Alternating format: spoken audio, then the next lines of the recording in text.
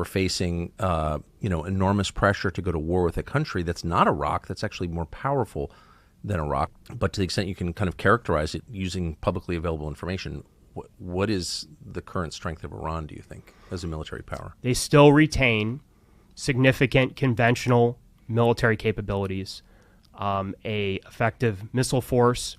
They have effective proxies in Iraq.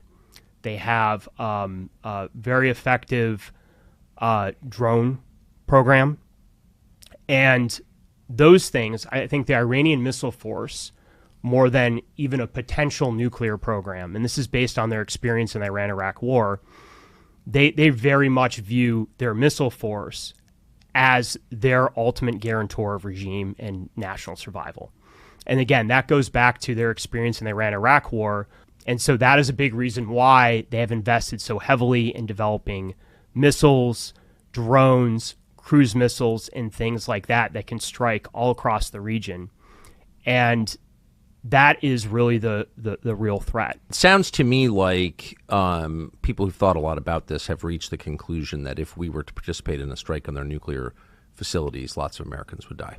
There is a real potential to that. Again, you can't, there's a saying in the military that no plan survives the first contact, and it's largely true that no assumptions survive the first contact, but it's still a significant risk that could happen.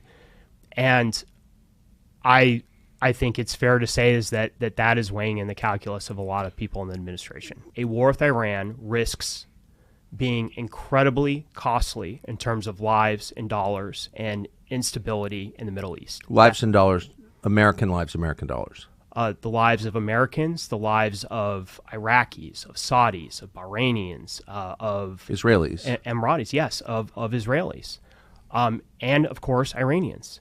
It could be an incredibly costly war, and I think that is very obvious to anybody who's been watching the region for a while, and I think that's why over the last few years you have seen certain countries in the region change some of their positions on how they want to engage Iran. They also recognize that a war for them would be extremely costly. And so they're trying to adopt a different posture. And that's a recognition on their end of the costs that a potential full-out war with Iran could have. And I think the president, vice president, they know this. And that is why they are making sure they're prioritizing diplomacy. I saw a graphic the other day that showed the number of U.S. military installations in that region around the Persian or Arabian Gulf. And I don't know if it was a complete list, but there are a lot. There are a lot. And there's publicly available information. There are a lot of American service personnel stationed in that region in different places. And some of the places, there aren't that many. They're not massive, well-defended bases. They seem like small bases, including in Iraq and Syria, but others. I mean, why wouldn't those people be at risk? It's not even just the service members. And then, that is, again, that is something that, as you point out very well, is often overlooked in any discussion around military action. It's not even mentioned. It's not even mentioned. The threat to American lives